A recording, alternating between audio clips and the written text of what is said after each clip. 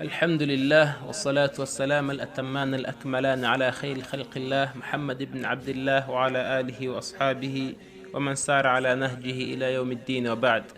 نموغشمير الله سبحانه وتعالى نغسبير أمهر نمجشنه إيمان محمد صلى الله عليه وسلم نابي ويه نبسانجر نجندوبي n'abazagerageza kugera ikirenge mu cyabo kuzageza ku munsi w'imperuka dusaba Uwiteka ko yadushyira muri abo ngabo. Dukomeje n'isomo ryacu mu gitabo Umdatul Fiqh cya Muwafaquddin Abdullah ibn Ahmad ibn Muhammad ibn Qudama al-Maqdisi rahimahullah, aho umwanditsi rahimahullah muri isomo ryacu rya 13 dutangirana n'umuryango mugari, umuryango w'icyubahiro mu idini ya Islam, ari wo muryango w'isengesho. Isengesho muri Islam ni inkingi idakuka, akaba ariyo nkingi nkuru ihanitse nyuma yo kwinjira mu Islam.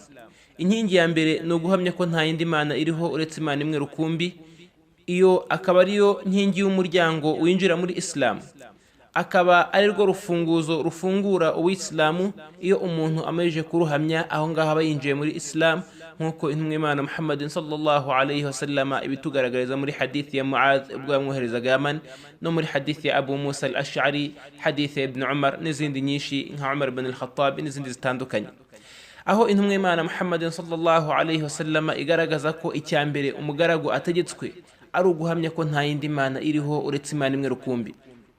Iyo akaba ari yo mpamvu yo kuremwa kw'ikiremwa muntu, akaba ari yo mpamvu yo kuremwa kw'amajini. Wama khalaqtul jinna wal insa illa liya'budun, nta kindi twaremeye abantu n'amajini uretse ko ari ukugira ngo batugaragire. Abamenya akavuga ngo wa ma'ana ya'budun ay yuwahhidun, no kugira igisobanuro cyo kugaragira no kugira Imana imwe rukumbi, no guhamya ko Imana ari imwe rukumbi, itabangikanywa n'icyo ari cyo cyose, itabyaye kandi itanabyawe, itagira n'icyo isa nacyo mu byaremye byose. Uko guhamya ko Imana ari imwe rukumbi no guhamya ko Imana ari imwe yihariye ukurema no kugena no gutanga amafunguro, ikaba yihariye n'ubuhanga n'ubumenyi bwo kumenya ibyabaye n'ibizaba n'ibitazaba n'iyo biza kuba uko byari kuba. Ibyo byose bigaruka mu bumenyi bw'Uwiteka Allah subhanahu wa ta'ala.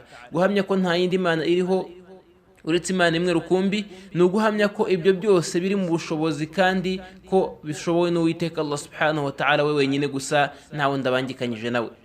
Ugahamya ko Imana ari imwe mu masengesho no kubahwa no gukuzwa no guhabwa ikuzo no kugaragirwa ko byose bikwiye Uwiteka usumba byose, ko nta muntu, nta giti, nta buye, nta kirere, nta nyenyeri, nta munsi, nta kindi kintu icyo ari cyo cyose gikwiye amasengesho usibye Imana imwe rukumbi. Ni Imana izira kubangikanywa, Imana itarabyaye, Imana itarabyawe, Imana itagira ikisa nacyo mu byo yaremye byose.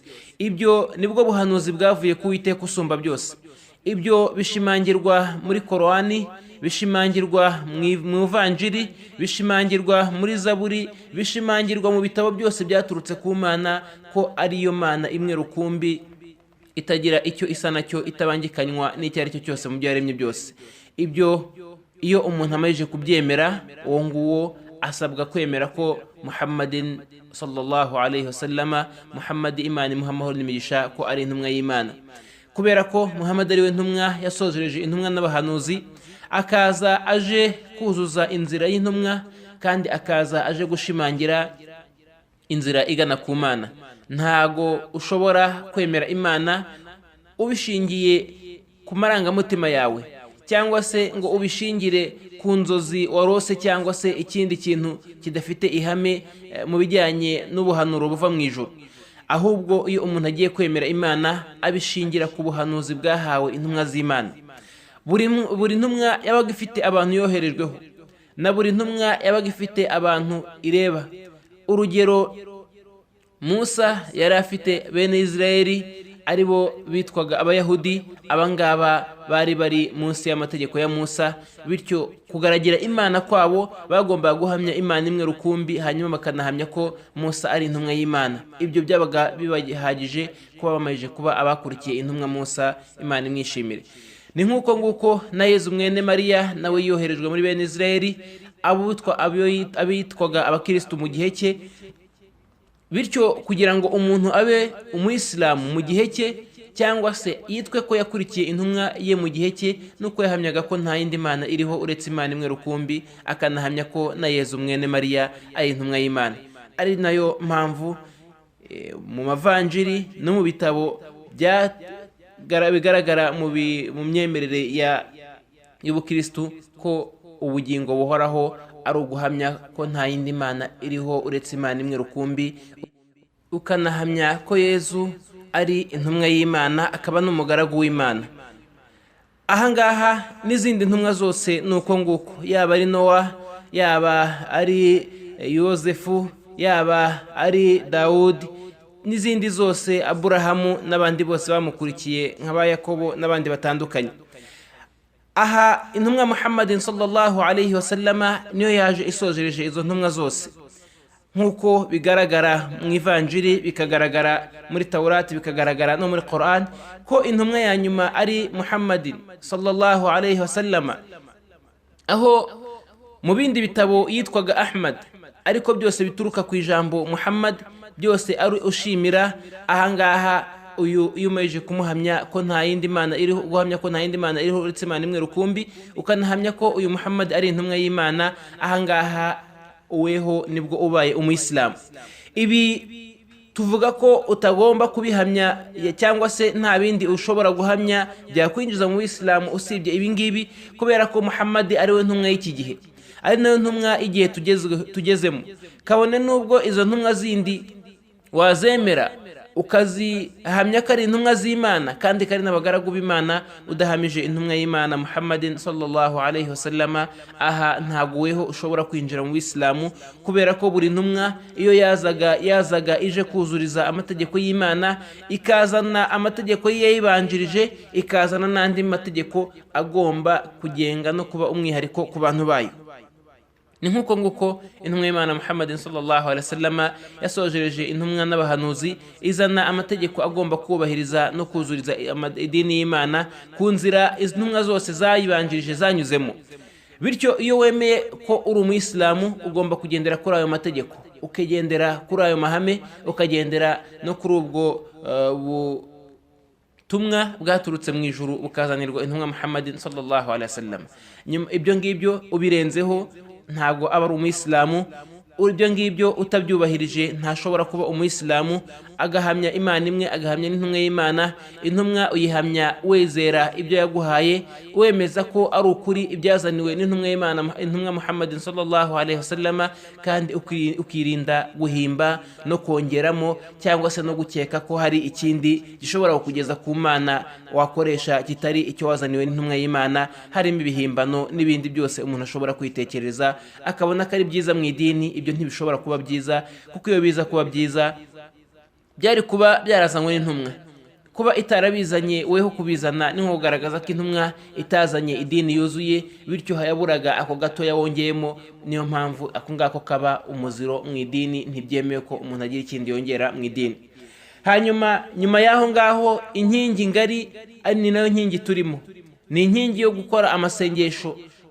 Yahawe intumwa Muhammadin sallallahu alaihi wasallam amasengesho 5, ayahabwa mu rwego rw'umwihariko no mu cyubahiro gihanitse, ubwo yakoreshwaga urugendo rutagatifu rwo kuva i Maka akajya i Betelehemu ariyo Baitul Maqdas. Nyuma y'aho ngaho akahakurwa ajyanwa mu ijuru agiye kwakira ubutumwa buhanitse, aribwo butumwa bw'isengesho. Isengesho Nyagasani yamwihereye hagati ye no hagati y'intumwa, nta musemuzi ugiyemo, nta n'indi ntumwa cyangwa se umumarayika ugiye hagati aho ngaho. Ibi nibigaragaza agaciro k'isengesho, nibigaragaza icyubahiro cy'isengesho muri Islam. Byose muri Islam umuntu ashobora kubireka ntagire ikibazo, ashobora kugira impamvu ituma atabikora ntagire ikibazo, ariko isengesho ntago rirekwa ku mpamvu iyo ari yo yose. Mu mpamvu isengesho ntago risimburwa n'icyo ari cyo cyose, ibindi byose bishobora gusimburwa, ariko Islamu ntago yigeze igiraho ikintu gisimbura isengesho. Ntago ari Islamu gusa, ahubwo ni amadini yose yaturutse mu ijuru ryaba ari idini ry'abayahudi cyangwa se idini ry'abakristu, nta na kimwe gisimbura isengesho mu masengesho yagiye agenwa mu madini atandukanye. Iri sengesho niyo mbibi ngari, ni naryo tandukaniro ritandukanya hagati y'uwemeye Imana n'intumwa n'utarayemeye. Intumwa y'Imana Muhammadin sallallahu alaihi wasallam iravuga iti al-farqu baynana wa baynahum as-salat faman tarakahu faqad kafara. Itandukaniro riri hagati yacu no hagati y'abatari abayisilamu ni isengesho. Uretse uwo ngo wese nawe abahakanye, abayanze ibyamanuriwe intumwa Muhammadin sallallahu alaihi wasallam, abayanze n'Imana.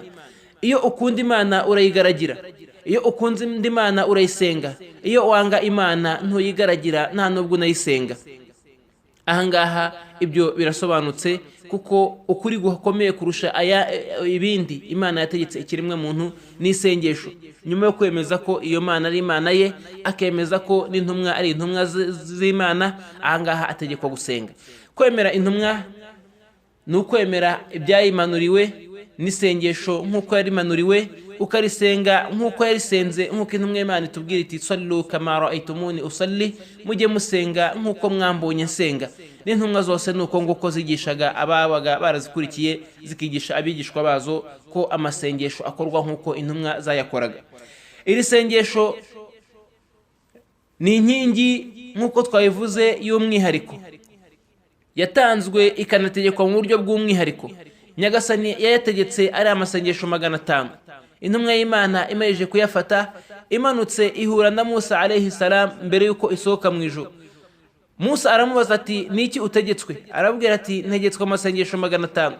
Aramubwira ati subira ku Mana uyisabe ko ikorohereza, kubera ko nge umma wanjye abantu banjye bari abanyembaraga kurusha abawe, kandi twategetswe amake kurusha ayo ngayo, ariko ntago bigeze babasha kuyubahiriza, nta nubwo bigeze bayashobora. Intumwa y'Imana isubira ku Mana yongera isaba ko igabanyirizwa. Imana imuha amasengesho 50.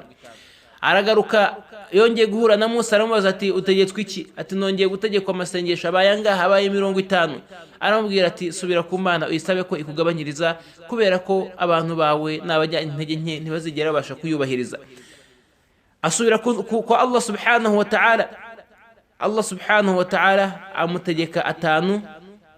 Aramuje aramubwira ati hiya 5 wa hiya 50. Nayo ngayo 5 ni nkayo ngaho 50 nagutegetse. Ntago itegeko rijya rihindurwa imbere y'Uwiteka Allah subhanahu wa ta'ala, Imana isumba byose. Arangije afata ayo masengesho 5 aba ariyo atuzanira. Nyuma ku munsi wakurikiyeho, nyuma y'urugendo rwiswe Isra wal Mi'raj mu mateka y'intumwa Muhammadin sallallahu alaihi wasallam, ari rwo rugendo rwo kuva Imaka agezwa i Betelehemu, no kuva i Betelehemu azamurwa mu ijuru ry'Uwiteka Allah subhanahu wa ta'ala. Urwo rugendo nirwo yahawemo ayo masengesho ku munsi wakurikiye. Muri hadithi ya Ibn Abbas aho atugaragariza ko Jibril alayhi salam, Gabriel aribwo yaje gukorana amasengesho y'intumwa y'Imana Muhammadin sallallahu alaihi wasallam, amara iminsi 2 amwigisha amasengesho n'igihe cy'amasengesho. Ku munsi wa mbere amusengesha amasengesho mu ntangiriro z'igihe cyayo. Isengesho rya mbere ryari dhuhuri, ari ryo sengesho rya saa 6, arisenga mu ntangiriro z'igihe cyaryo izuba rikimara kurenga 1/2, nk'uko tuzayibona nitugera mu bijyanye n'ibihe by'isengesho tukabisobanura neza ku buryo bugari. Hanyuma isengesho rya kabiri ryari iry'igicamunsi, ari ryo rya al-asr, arisenga naryo mu ntangiriro z'igihe igicucucucu kikimara kuringanira na buri kintu cyacyo inshuro 2. Hanyuma irya gatatu riba ari irya magharibi, igihe izuba rikimara kurenga akajoro gatangiye kwinjira cyangwa se akabwibwa. Irya gatatu riba isengesho rya nijoro, ari ryo sengesho rya al-isha. Iryo ari mukoresha ku munsi wa mbere igicu gitukura kikimara kurenga nijoro rikimara kwinjira nyaryo. Arangije irya gatanu riba isengesho ryo mu rukerera, ari ryo rya al-fajr, ari musengesha umuseke wa kabiri ukimara gutambika. Umuseke wa kabiri ni umuseke utambika bwa kabiri, uwo nguwo akaba ari ukurikirana n'amanywa. Nyuma yawo hahita hatangira kuza urumuri rwihuta. ariko umuseke wa mbere ushobora kuba hagaca umwanya munini, ushobora kurenga n'isaha nta kimenyetso cyo gucya cyari cyagaragara, usibye gusa iryo bara riri mu burasirazuba rigaragaza umutuku cyangwa se umuhondo w'izuba ribuze kurasa. uwo nguwo ntabwo ari abayisilamu bagenderaho iyo bagiye gukora isengesho rya mu gitondo cyangwa se guhagarika amafunguro n'ibindi. ahangaha umunsi wakurikiyeho Jibril yakomeje gusengesha intumwa y'Imana, noneho amusengesha mu gihe cya nyuma, tuzabisobanura neza mu bijyanye n'ibihe by'amasengesho tubigeraho. arangije aramubwira ati ya Muhammad as-salatu ma bayna hadaini al-waqtayn, aramubwira ati ya Muhammad, isengesho igihe cyaryo kiri hagati y'ibi bihe byombi nakweretse, mu ntangiriro zacyo no mu mpera zacyo, hagati ahangaha niho hari amasengesho. bisobanuye ngo iri sengesho kuryakira ni itegeko ry'umwihariko, nkuko Nyagasani avuga ati subhanalladhi asra bi'abdihi laylan min al-masjid al-aqsa min al-masjid al-haram ila al-masjid al-aqsa alladhi barakna hawlahu, ati ubutagatifu n'ubw'Imana yo yafashe umugaragu wayo ariwe Muhammadin sallallahu alayhi wasallama, ikamukura ku musigiti wa Makka ikamugeza ku musigiti wa masjid al-aqsa, hanyuma nyuma yaho ngaho ikamuvana aho ngaho ikamujyana mu ijuru, liriyahu min ayati, kugira ngo imwereke ibimenyetso n'ubuhambare bw'Uwiteka usumba byose, natwe itwereke ibimenyetso n'ubuhambare bw'Uwiteka usumba byose. ushaka kumenya ibyo ku buryo bugari yagaruka mu bijyanye n'urwo rugendo rw'intumwa y'Imana. uru rugendo umuntu arwemera ko intumwa y'Imana yarukoze, ikarukorana n'umubiri wayo, ikarukora hakoreshejwe imbaraga z'Uwiteka isumba byose, akava i Maka akajya i Betelehemu cyangwa se muri Palestine aho uyu munsi kuri Baitul Aqsa, hanyuma nyuma yaho ngaho akajya mu ijuru muri iryo joro, hanyuma akanagaruka muri iryo joro nk'ibitangaza by'Uwiteka usumba byose, utibayije uti uburebure burimo bungana iki, kuko icyo gihe Abarabu baravugaga bati urugendo twakoraga mu mezi 3 uyu yarukoze ku munsi umwe. ariko ibyo ntabwo byari bitangaje kurusha kuba yarakiraga ubutumwa buvuye mu ijuru. ni no mu bitangaza by'intumwa y'Imana Muhammadin sallallahu alayhi wasallam. uwabibwiwe kuri icyo gihe byari bigoranye, wenda uyu munsi uyu nguyu we yabyumva, wabimubwira uyu munsi ko umuntu ashobora kujya Palestina akarara agarutse mu ijoro rimwe. hanyuma kujya mu ijuru, ibyo byo birenze ubwenge bw'umuntu, bw'ikiremwa muntu kiriho uyu munsi, ariko ibyo ntago birenze, nta nubwo binaniye ushobora byose ariwe Imana isumba byose. n'ibyo ngibyo biri mu bitangaza by'intumwa Muhammadin sallallahu alayhi wasallam.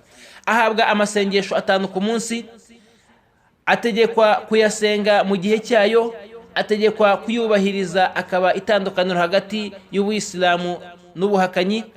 umuyisilamu wese uhamya Imana imwe rukumbi, akanahamya n'ubutumwa bw'intumwa y'Imana Muhammadin sallallahu alaihi wasallam, arabitegekwa.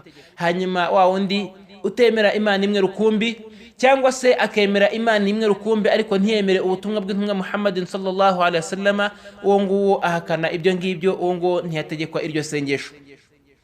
umwanditsi rahimahullah aravuga ati kitabu salah, igitabo cy'isengesho, cyangwa se aho agiye kukubwira ibijyanye n'isengesho. isengesho rero ni kugaragira Imana kuzwi, kuba mu gihe kizwi, gufungurwa na takbiratul ihram n'ijambo Allahu akbar, kukarangizwa n'ijambo assalamu. iri sengesho iry'itegeko n'ayitegeko muri yo ni 5 ku munsi, iryo ku manywa, iry'igicamunsi, iry'umugoroba, iryo mu ijoro n'iryo mu rukerera. ayo ngayo niyo masengesho y'itegeko. iyo umuyisilamu avuze ngo hategetswe isengesho, nayo ngayo 5, nta rya 6 rihari, nta n'irindi. andi yose asigaye aza ari imigereka, cyangwa se akaza asimbura rimwe muri aya ngaya, ariko ntibyitwe gusimbura, ariko bikaba ari isengesho rindi rikozwe mu mwanya wa rya rindi. urugero nk'isengesho ry'ijuma, iri ngiri rikorwa mu mwanya w'isengesho ryo ku manywa. umwanditsi rahimahullah aravuga ati روى عبادة بن صامت رضي الله عنه قال سمعت رسول الله صلى الله عليه وسلم يقول 5 صلوات كتبهن الله على العباد. aravuga ati amasengesho 5 muri hadithi ya Ubadah bin Samit, Imana imwishimire. iyi hadithi ni muri hadithi zakiriwe na Abu Dawud na Ibn Majah n'abandi. aravuga ati amasengesho 5 ni amasengesho Imana yagize itegeko ku bagaragu, fil yawmin, mu munsi. Ni ukuvuga ngo amanywa nijoro aya masengesho atanu niyo umuntu ategetswe. Mu yindi nuskha fil yawmi wal layla, amanywa nijoro umuntu ategetswemo amasengesho atanu. Aya manywa nk'ayo twavuze ni yayandi iryo ku manywa n'iry'igicamunsi, yewe n'irya mu gitondo mu rukerera. Hanyuma aya nijoro akaba ari irya nimugoroba, ari ryo magharibi, kubera ko rikorwa ijoro ritangiye rikinjiramo, hamwe n'irikorwa nijoro ari ryo rya al-isha, risengesho ryo mu ijoro. Ku manywa nijoro rero amasengesho umuntu ategetswe ni amasengesho atanu, ariyo ayo ngayo twavuze agaragara no muri iyo hadithi. Hanyuma aravuga ati faman hafaza alayhinna, wa wundi wese uzayitaho akayubahiriza, akayaha ukuri kwayo, akayakora nk'uko akorwa no mu bihe byayo, kandi akanemera ko ari inkingi mu nkingi zigize uwisilamu. Intumwa y'Imana Muhammadin sallallahu alaihi wasallam iravuga iti kana lahu inda Allahi ahdun alla yudkhilahu aljanna, ati azaba afite isezerano ry'Uwiteka, afite n'igihango cy'Imana isumba byose, ko Imana izamwinjiza mu ijuru.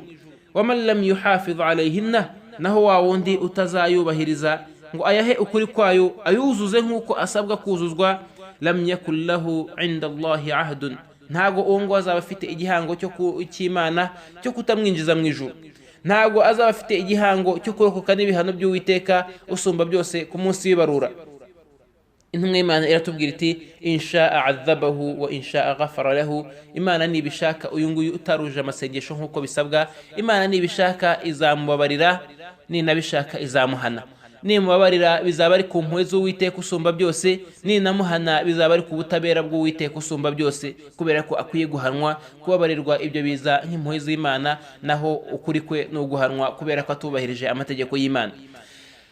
Ahangaha ni nk'uko nguko ari nacyo cya mbere kizabarurirwa umugaragu w'Imana ku munsi w'imperuka, nk'uko tubibona muri hadithi zitandukanye ko icya mbere Imana izabarurira abagaragu b'Imana ari amasengesho.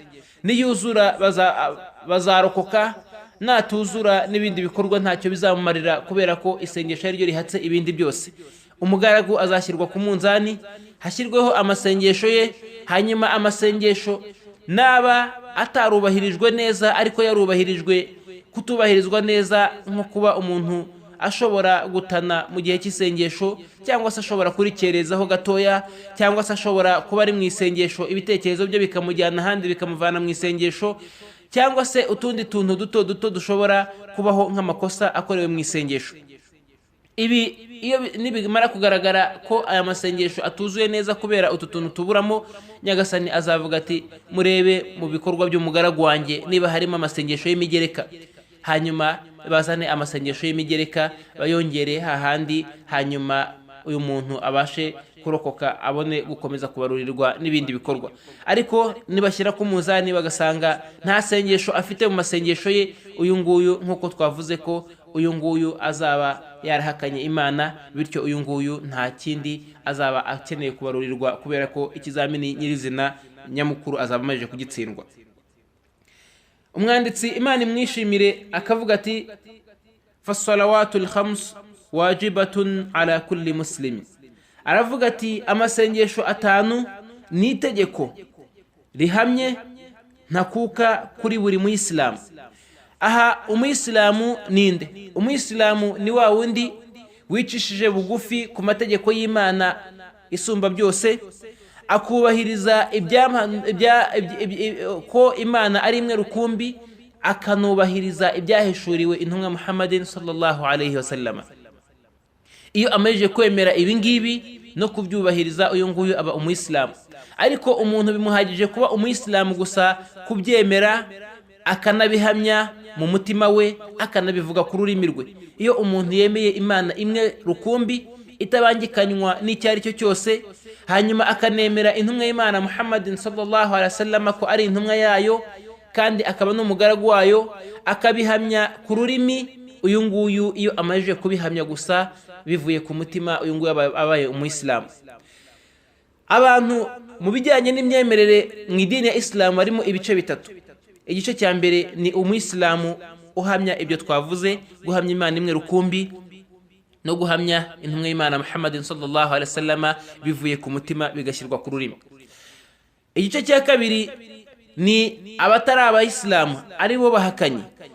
Uhakana Imana imwe rukumbi nko kuba yakemera Imana ariko akayemera mu buryo butandukanye, cyangwa se akaba yahakana kubaho kw'Imana burundu, cyangwa se akaba yakemera ko Imana iriho ariko iyo Mana akaba atariyo ikwiye byose, cyangwa se atariyo igenga ikiremwa muntu, cyangwa se akaba iyo Mana iriho ariko iriho gutyo gusa ubishaka yayikurikira, utabishaka akabyihorera. Uwo nguwo aba ari umuhakanyi, ntago aba yemera Imana isumba byose.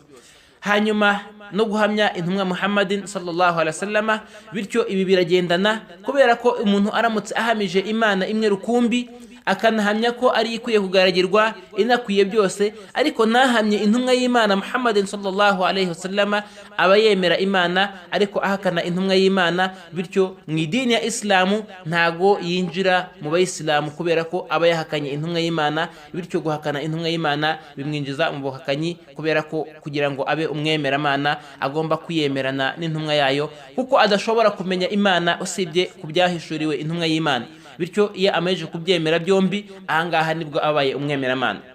Igice cya gatatu mu bijyanye n'imyemerere ni igice cy'uburyarya, cyangwa se kwitwikira umwambaro w'Ubuyisilamu ariko utari umuyisilamu.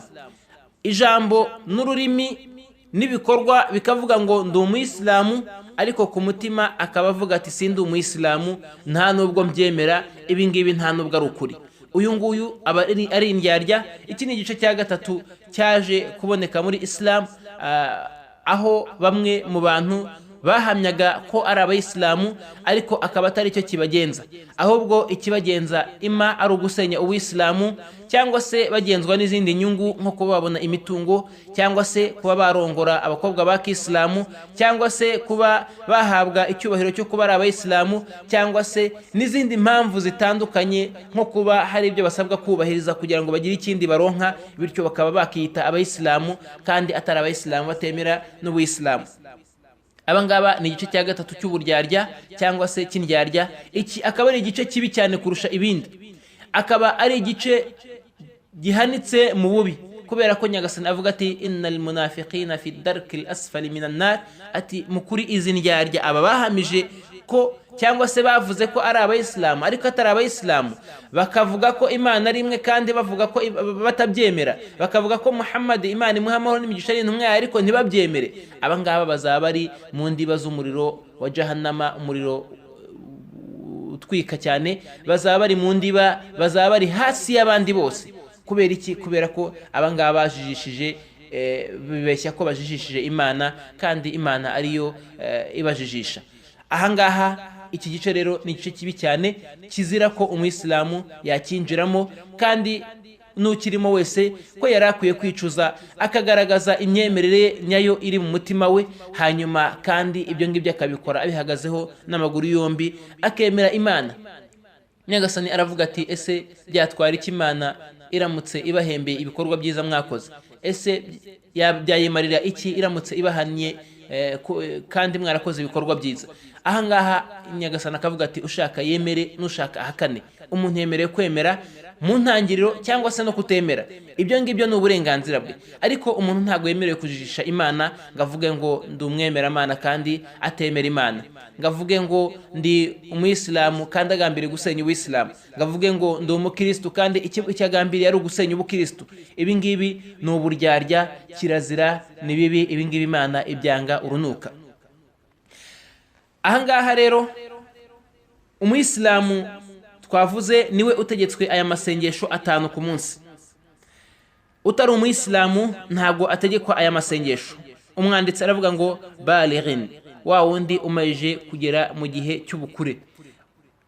Utaragera mu gihe cy'ubukure n'umwana mutoya, nkuko tubibona muri hadithi y'intumwa y'Imana Muhammadin sallallahu alaihi wasallam ko mu batategetswe amategeko atareba harimo umwana mutoya kugeza igihe ageze mu gihe cy'ubukure. Igihe cy'ubukure abagifatira ku myaka bafatira ku myaka 14, cyangwa 15. Iyo umuntu agejeje imyaka 14 cyangwa 15 aba amaze kugera mu gihe cy'ubukure, aba amaze gusobanukirwa, ntago aba akiri umwana.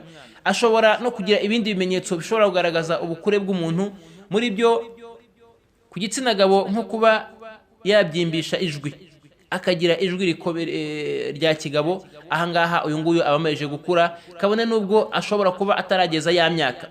Ikindi kimenyetso, kwirotera. Aramutse yiroteye, uyu nguyu ntago aba akiri mu bana, kabone nubwo yakirotera afite imyaka 10-11, uyu nguyu aba amaze kuba umuntu mukuru. Uyu nguyu amategeko abamureba, aba ashobora kwirengera icyo ari cyo cyose ashobora kwangiza mu idini ya Islamu, kuko aba afatwa nk'umuntu mukuru kandi uzi ibyo akora kandi usobanukiwe ibyo ariho, bityo amategeko amureba we nkawe, nta kindi areba usibye we nyir'ubwite, kuko aba amaze gukura. Mu bindi bimenyetso bigenderwaho mu bijyanye no kugaragaza ubukure, aha bamwe mu bamenyi bongeraho n'ikimenyetso cyo kumera umusatsi ku gitsina. Iyo umuntu amaze kumera ubwoya runaka ku gitsina, aribwo bwitwa insya, ahangaha uyu muntu aba amaze gukura. Uyu nguyu aba arebwa n'amategeko, ariko ahangaha bamwe bakabona ko iki ngiki atari ikimenyetso gihagije, ahubwo hagaruka kuri biriya bimenyetso bindi nk'imyaka 15, nko kwirotera, nko kuba umuntu amaze kugira ijwi rya kigabo. Uyu nguyu ko aba amaze gukura. No ku gitsina gore hari ibindi bimenyetso, muri byo harimo kuba yajya mu mihango, harimo no kwirotera, kuko ibi ngibi birangana ku gitsina gabo n'igitsina gore. Harimo ku gitsina gore nko kumera amabere. Ahangaha uyu nguyu iyo amaze kugera muri kino gihe, cyangwa se kugeza imyaka 15 cyangwa 14, ahangaha iyo amaze kugeza iki gihe, uyu nguyu aba amaze gukura. Utari wagerwaho na kimwe muri ibyo bimenyetso, cyangwa se ngo agere muri icyo gihe cy'ubukure, uyu nguyu ntago ari amasengesho aba ari itegeko kuri we.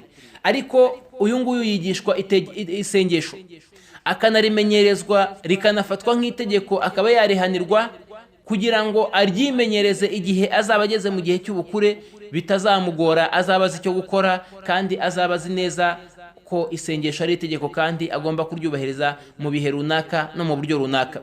Kubera ko igihe azaba akimara kwinjira mu bukure no kuritegekwa imbere y'Imana, ahangaha azaba yinjiye mu bihano by'Imana isumba byose, igihe cyose azaba agize icyo atakaza muri rya sengesho. Niyo mpamvu rero aba asabwa kwimenyereza mbere yuko ahagera. Aha twabihatangira nk'urugero rw'umusirikare uzajya ku rugamba. Ntago bategereza ngo tuzamwigishe cyangwa se tuzamwereka icyo gukora tugeze ku rugamba ahari ugupfa no gukira, ahubwo mbere yuko ajyayo abanza kwiga, akamenya uburyo yikinga amasasu, akamenya uburyo yitwara ku ntwaro ye, akamenya cyangwa se agakomeza umubiri mu bijyanye no guhunga cyangwa se gusatira umwanzi n'ibindi bitandukanye. Hanyuma umunsi wo ku rugamba akaba ari umunsi noneho wo kwemeza bya bindi, yabyemeza neza akarokoka agatsinda, yabyemeza nabi cyangwa se byamunanira, uyu nguyu agatsindwa, akaba yanagwa no ku rugamba kubera ko imyitozo yabaye mike cyangwa se kubw'amahirwe mabi. Uyu nguyu rero aha no mu idini ya Islamu ni gutyo, umwana mutoya yigishwa isengesho, akarimenyerezwa, akaba yanahanwa igihe aryangije. Ariko ibyo ngibyo imbere y'Imana byo ntago byitwa igihano, ahubwo ibyo biri mu gutanga uburere bwiza ku mubyeyi abaha umwana we, cyangwa se wa wundi wese ufite umwana ahagarariye, aba arimo guha umwana we kugira ngo uyu mwana azabashe kwitwara neza igihe bya bindi bizabimeje kuba itegeko kuri we. Muri hadithi y'intumwa y'Imana Muhammad sallallahu alaihi wasallam aravuga ati: muru auladakum bisalati li7, mutegeke abana banyu mubigishe isengesho igihe bageje imyaka 7, wadribuhum alaiha li10, mutangire kubakubitira iryo sengesho no kubategeka kuryubahiriza neza, mushyizeho igitsuri bageje imyaka 10, wafarriqu bainahum fil madaji, hanyuma mu gihe cy'iyo myaka 10 mubatandukanye no mu buryamo, kubera ko babamaje kuba bakuru, babamaje gutangira gukanguka no kumenya ibisobanuro by'ibitsina n'ibindi bitandukanye. Kubatandukanya no gutandukanya abahungu n'abakobwa, ntibongere kuryamishwa hamwe igihe bafite imyaka 10 kuzamura. Ariko ahangaha abamenye babona ko na mbere y'iyo myaka 10 bashobora kubatandukanya bitewe n'ubushishozi bw'umwana cyangwa se n'ubuhanga bw'umwana. Iyo umwana ari incakura asobanukiwe vuba vuba, uyu nguyu atandukanywa na bagenzi be. umwanditsi rahimahullah aravuga ati aqilin, ufite ubwenge. icya mbere twabonye ko ritegetswe umuyisilamu, icya kabiri tubonye ko ritegetswe ufite igihe cyangwa se mu kigereranyo cy'ubukure, hanyuma uwa gatatu ni ufite ubwenge. mu bwenge havanwamo umusazi, kubera ko umusazi adategetswe. muri hadithi rufi'a alqalami an thalatha, nyagasani yababariye cyangwa se yarekeye kwandikira abantu batatu, kubandikira ibyiza n'ibibi. aravuga ati an-naim hatta yastayqiz, uryamye kugeza igihe akangukiye, wal majnun hatta yufiqa, n'umusazi kugeza igihe agaruriye ubwenge, was-saghirun hatta yakbura, na wa wundi w'umwana kugeza igihe agereye mu gihe cy'ubukure. ahangaha rero udafite ubwenge, uyu nguyu ntabwo ategetswe gusenga. ahangaha kudafite ubwenge, ubwenge bushobora kuba budahari ku kibazo cy'ubusazi cyangwa se cyo gutakaza ubwenge. aha aramutse ari ubusazi, uyu nguyu ntabwo ategetswe isengesho, niyo akize ntabwo ategekwa kwishyura ya masengesho. aramutse atakaje nanone ubwenge ku bushake bwe, uyu nguyu ahangaha uyu nguyu aba ategetswe kuzishyura ya masengesho, ariko ntago mu gihe ubwenge bwatakaye amasengesho aba ayategetswe. hanyuma hari urundi urwego rwa gatatu rwo gutakaza ubwenge hatabayeho ubushake, hatabayeho n'ubusazi. urugero nk'umuntu uri muri koma, cyangwa se umuntu utewe ikinya, kiriya kinya kigafata umubiri cyangwa se kigafata ubwenge.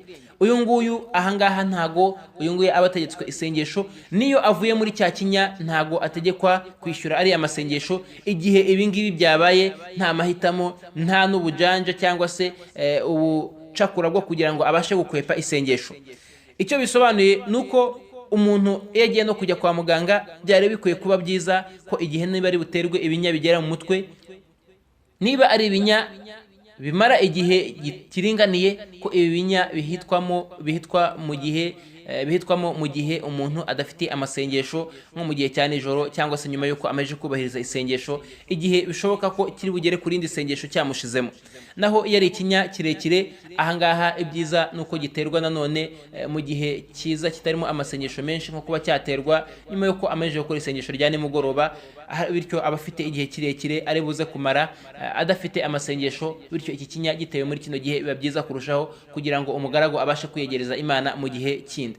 ariko biramutse biri mu gihe gitunguranye cyangwa se bibaye bikenewe, ahangaha nta buryo bwo kubitinza, cyangwa se kubitinza bishobora kuzana ingaruka ku buzima bwe. ahangaha uyu muntu aterwa iki kinya, hanyuma amasengesho yabayeho mu gihe cyose yari ari mu kinya adafite ubwenge, ahangaha uyu nguyu aya masengesho ntago ayishyura nyuma yo kuva mu kinya. ariko umuntu aramutse atakaje ubwenge kubw'igikorwa cy'amahitamo ye, kidafite izindi nyungu zifasha umubiri we yaragambiriye, ndavuga ibifasha umubiri, birokora umubiri, nko kuba yatewe ikinya kugira ngo abashe kuvurwa, cyangwa se hari umuti yafashe kugira ngo adapfa, cyangwa se avura indwara runaka, bityo uwo muti ukaba wagira ikibazo cyo kuba watwara ubwenge bwe. urugero nk'umuntu aramutse afashe nk'ibiyobyabwenge, ibiyobyabwenge iyo bitwaye ubwenge bwe, uyu nguyu mu mategeko y'idini ya Islamu arabihanirwa. iyo hari ubushobozi bwo kumuhana, cyangwa se ari mu gihugu cyemerera kumuhana, arabihanirwa. hanyuma yamara no kuva muri bwa businzi yari arimo, agategekwa gukora no kubahiriza amasengesho, yewe no kwishyura amasengesho yamucitse, kubera ko ubwenge bwe bwagiye ku mahitamo ye kandi bwagiye ku cyaziririjwe. bityo ntago ashobora kunyura mu nzira y'icyazirijwe kugira ngo ahabwe uburenganzira bwo kuba hari amategeko ashobora kwangiza. ni nayo mpamvu icyo yakangiza cyose mu gihe cyo gusinda, uyu nguyu aba agomba kucyishyura no kugihagararira, kubera ko ibi aba yabikoze ku bushake, cyangwa se yabaye impamvu yo kugira ngo ibi ngibi bikorwe. aravuga ati illa al-haid wan nufasa, ati usibye abari mu mihango n'abari mu bisanza.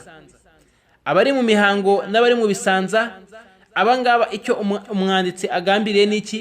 nuko agambiriye ko bo abangaba bategetswe isengesho, ariko ntago barikora. abangaba bategetswe isengesho ariko ntago barikora. icyo bisobanuye n'iki? nuko hari abantu bategetswe isengesho mu gihe cy'isengesho ryabereyemo, hari n'abataritegetswe. mu baritegetswe hari abemerewe kurikora, hari n'abatemerewe kurikora. abaritegetswe ni ba bandi twabonye abayisilamu bafite igihe bageze mu gihe cy'ubukure kandi bafite ubwenge. Hanyuma abaritegetswe ariko batarikora ni ba bandi bubahirije bya bindi ariko bakaba bari mu mihango cyangwa se bari mu bisanza. Abangaba ntago ririya sengesho barikora, hanyuma kandi nanone ntago baryishyura. Hanyuma ariko ibindi bisigaye bijyanye n'amategeko asigaye y'idini bagira gute? Bategekwa kubikora no kubyubahiriza, nko gusoma Qur'ani, nko gutanga zaka, nko kubaha ababyeyi, nko kugira neza, kubanira neza abaturanyi, kugira impuhwe n'ibindi byose ibyo baba bitegetswe. Ariko bandi basigaye ntago baba bitegetswe. Umwana cyangwa se utari umuyisilamu cyangwa se umuntu udafite ubwenge ntago aba ategetswe nk'itegeko ry'Imana ko atanga isadaka cyangwa se ko atanga zaka cyangwa se ko asoma Qur'ani. Ibyo ngibyo ntago aba bitegetswe. Niyo mpamvu umwanditsi Imana imwishimire yagaragaje ko abangaba bo bafite umwihariko wundi mu bijyanye n'amategeko. Umwanditsi aravuga ati faman jahada wujubaha lijahlin urifa dhalika. Aravuga ati wa wundi uzahakana itegeko ry'isengesho ariko akabihakana atabizi, uyu nguyu arigishwa, agasobanurirwa, akerekwa ibisobanuro byose bigaragaza ko isengesho ari itegeko biri mu byategetswe n'Imana. Kubujiji gute? Urugero, umuntu ashobora kwinjira ubuyisilamu, yamara kwinjira ubuyisilamu akabwinjira wenda nimugoroba, hanyuma mu rukerera ukamukomangira uti tujye gusenga, ahubwira ati nta sengesho rihari, ndasenga bukeye. Ahangaha uyu nguyu abahakanye iryo sengesho ariko ntago aba rihakanye kubera ko aba atarizi uyu nguyu, bityo uyu nguyu arigishwa mu nzira nziza no mu mvugo nziza biciye no mu bugenge, akerekwa isengesho, akerekwa amasaha yaryo, akerekwa bihamya ko iryo ngiryo ari isengesho, bityo agasobanukirwa, akabasha kumenya koko iryo sengesho rihari. Ariko aramutse adasobanukiwe cyangwa se ngasobanurirwe, uyu nguyu aramutse anarihakanye ntago byafatwa nkaho uyu nguyu yahakanye isengesho kubera ko aba atabizi. Ahangaha ku bijyanye n'ubujiji muri Islamu ntabwo yemera injiji, nta nubwo yemera ubujiji. Ariko mu bihe runaka byagenwe bitoya bishoboka, umuntu ashobora kwihanganirwa ku bujiji runaka bw'ikintu. Aha ni byiza ko dusobanura ko Ubuislamu ntabwo bwemera ko umuntu yinjira mu kintu icyo ari cyo cyose uretse ko aba asabwa kugisobanukirwa no kumenya uko gikorwa. Usibye gusa Ubuislamu, umuntu yinjira mu Buislamu, yamara kugera mu Buislamu agasobanukirwa ibijyanye n'Ubuislamu, ntago umuntu asabwa kubanza kwiga Ubuislamu ku buryo buhagije kugira ngo abashe kwinjira mu Buislamu, ahubwo yemererwa kwinjira mu Buislamu hanyuma akagenda yiga Ubuislamu buhoro buhoro nyuma yo kubugeramo. Ariko urugero, umuyisilamu ushaka gucuruza, cyangwa se umuyisilamu ushaka guhiga, cyangwa se umuyisilamu ushaka gukora igikorwa icyo ari cyo cyose nko kuroba, cyangwa se gukora ibindi bikorwa bitandukanye nko kwigisha cyangwa kugira ikindi gikorwa akora, uyu nguyu asabwa kubanza kukiga no kugisobanukirwa kugira ngo akinjiremo. Iyo atabanje kukiga no kugisobanukirwa ngo akinjiremo, akagikora akagira ikosa agwamo arimo, ahangaha ntagire ubushake bwo kumenya no gusobanukirwa amategeko agenga icyo arimo, ibingibi biba ari ikosa, ni na haramu, kirazira ku Muislamu. Kubw'iyo mpamvu ubujiji bwihanganirwa ni bwa bujiji bwo mu ntangiriro z'igikorwa, ariko ntabwo ari bwa bujiji bw'umuntu yinjira mu Islamu akamaramo imyaka 10 ariko akaba ataramenya gusoma surat al-Fatiha, akaba ataramenya gusenga, akaba ataramenya ibikorwa by'ibanze nyamukuru mu idini. Ntabwo ari bwa bujiji umuntu yinjira mu bucuruzi akamaramo imyaka 5 10 ariko ataramenya gutandukanya riba n'ibitari riba, ariko akaba ataramenya kumenya ubucuruzi bwa halali n'ubwa haramu, akaba arimo guhiga ariko atazi ngo umuhigo uhigwa gute, ibyemewe mu guhigwa n'ibitemewe nibihe, haribwa ibimeze gute ntiharibwe ibimeze gute, n'andi mategeko yose atandukanye ajyanye n'ibyo arimo.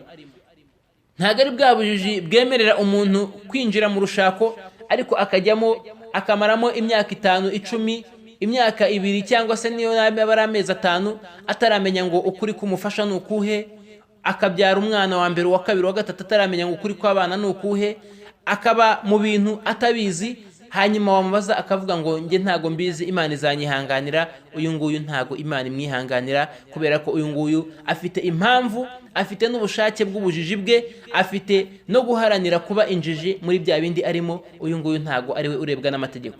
Iyo umuntu ari mu kintu muri Islam asabwa kugisobanukirwa no kwihutira kukimenya no kumenya iby'ibanze nyamukuru bigenga icyo kintu kugira ngo abashe kucyubahiriza. Ibyo ngibyo iyo atabikoze arabihanirwa. Niyo mpamvu Nyagasani avuga ngo fasalu ahla dhikri in kuntum la ta'lamun, mujye mubaza abazi ibyo murimo, mujye mubaza ababizi igihe mwebwe mutabisobanukiwe, kugira ngo bashe kubiha ukuri kwabyo.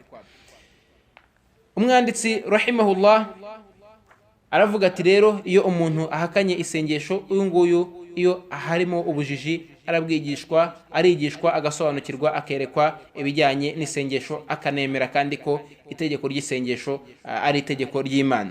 Aramutse nanone afite ibindi bintu bishobora kuba bimufunga ku bwenge, bikamwereka cyangwa se mubuza gusobanukirwa neza itegeko ry'isengesho, ibi nabyo uyu nguyu umwigisha abagomba kubimusobanukirira kugira ngo bimuvemo, hanyuma asobanukirwe neza ukuri nyako. Aravuga ati wa injahadaha inadan kafara, naho iyo arihakanye kubwo kunangira gusa no gufunga umutwe, uyu nguyu aba ahakanye, abavuye mu Islamu, kubera ko isengesho ni inkingi mu nkingi zigize isengesho. Iyo umuntu asengenye inkingi mu nkingi zigize idini, uyu nguyu abavuye mu idini. Guhakana isengesho rero ni nko kuba umuntu yahakana intumwa y'Imana. Iyo uhakanye ikintu mu bintu bikomeye cyane kurusha ibindi mu idini, ahangaha ni nko kuba usenye idini ubuyivuyemo, ntago uba ukiri mu Islamu. Aravuga ati wala yahillu ta'khiruha an waqtiha, nta nubwo byemewe gukereza isengesho mu bihe byayo, ahubwo isengesho rikorerwa mu bihe byaryo. Inna salata kanat ala almu'minina kitaban mawquta, Nyagasani aravuga ati mukuri isengesho kubemera Imana ryashyizwe mu bihe bizwi kandi byagenwe. Aha ibi bihe tuzabireba mu bijyanye n'ibihe by'isengesho imbere insha Allah ta'ala. Bityo rero isengesho ntago byemeye ko umuntu arikereza mu gihe cyaryo, ahubwo agomba kurikora, akarikorera mu gihe, akarikorera no mu mbaga, kubera ko ibi ngibi ari byo bimufasha kugira ngo abashe kuzuza amabwiriza yaryo n'amategeko yaryo, iby'itegeko n'iby'imigenzo, abasha no kuzuza n'igihe cyaryo, abasha no kubona ibihembo bihanitse mu bijyanye no kubahiriza amasengesho. Aravuga ati illa linawi jam'aha, uwemerewe kurikereza gusa ni wa wundi uba ufite umugambi wo kuza kurisengana n'irindi sengesho, ariko kubw'impamvu yemererwa n'Ubuyisilamu.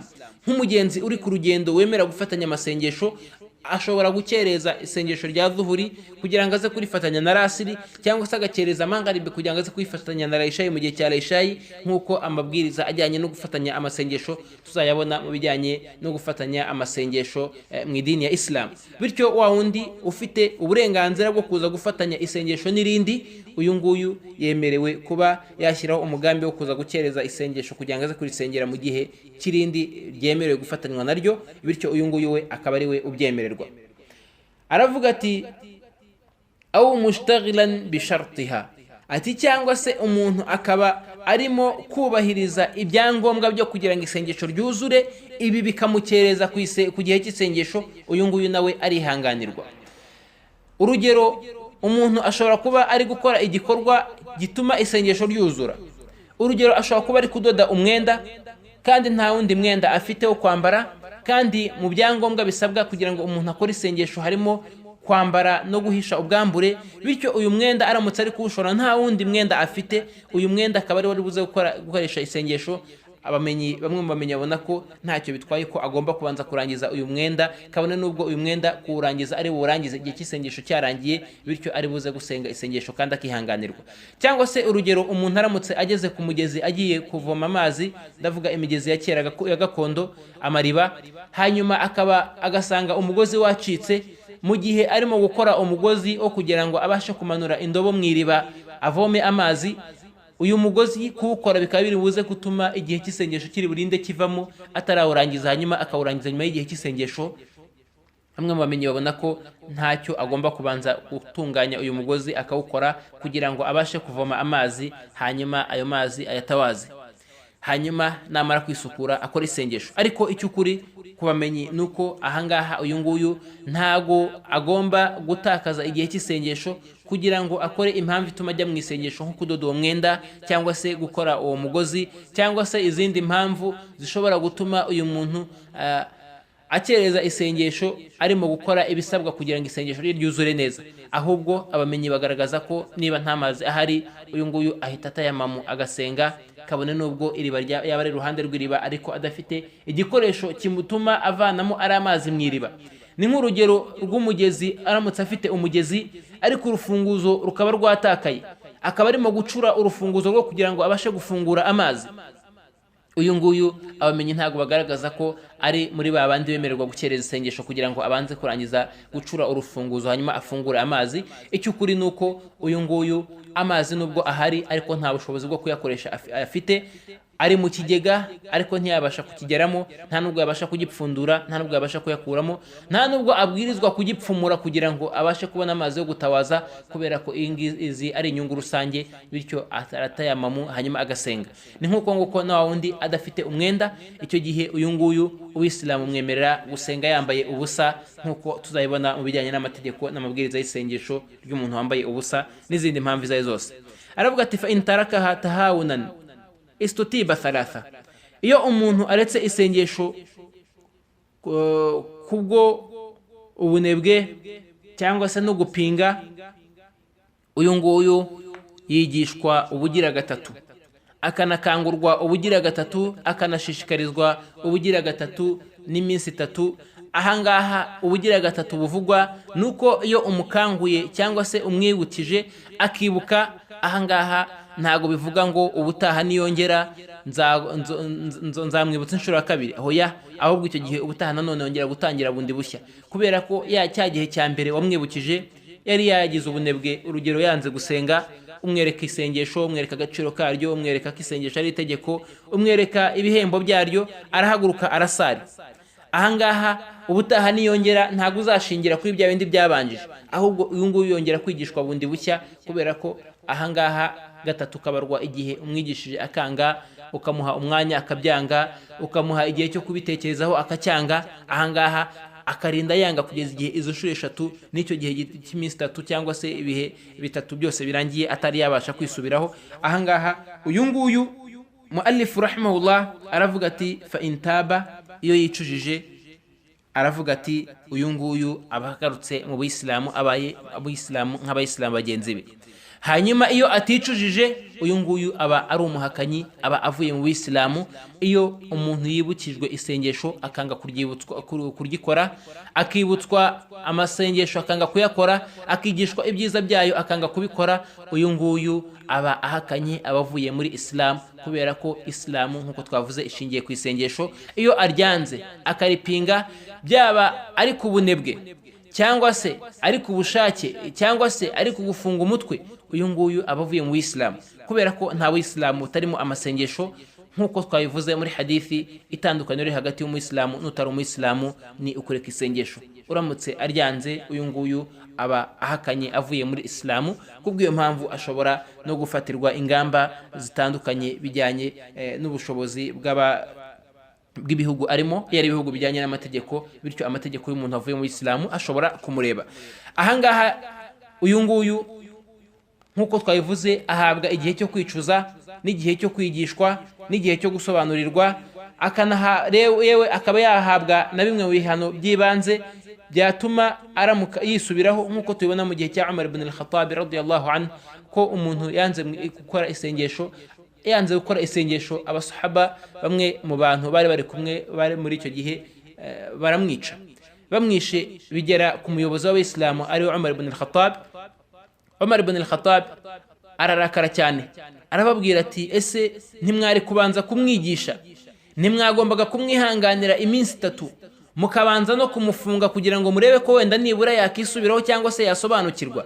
Arangije aravuga ati Mana Nyagasani, ndaguhamiriza kandi ndakusaba imbabazi kubera ko sinari ndi kumwe nabo babikora. Aravuga ati niyo nza kuba ndi kumwe nabo ntago nari kwemera ko bamufatira umwanzuro banamuha igihano mbere yuko bamuha umwanya wo kwicuza, aravuga ati yewe n'igihe amakuru yangereyeho ntabwo nigeze mbyishimira. Icyo bisobanuye niki? Nuko umuntu aramutse agize ubunebwe bwo kureka isengesho cyangwa se agata byo bita guta idini.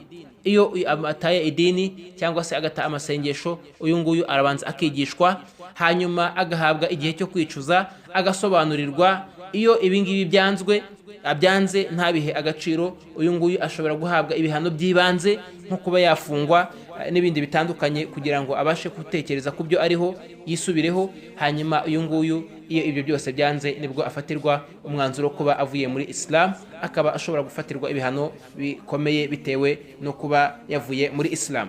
Aha niho dusozereje isomo ryacu, dusaba Uwiteka Allah subhanahu wa ta'ala ko yadushyira muri babandi bumva kandi bakumvira, bakubahiriza amasengesho, bakayaha ukuri kwayo, kandi akazaba n'impamvu yo kurokoka kw'ibihano by'Uwiteka usumba byose. Wa akhir da'wana alhamdulillahi rabbil alamin. يا نبض الأرواح فالشكر لربي ثم لكم لا أحصي الشكر بإفصاحي والموعد في جنة عدن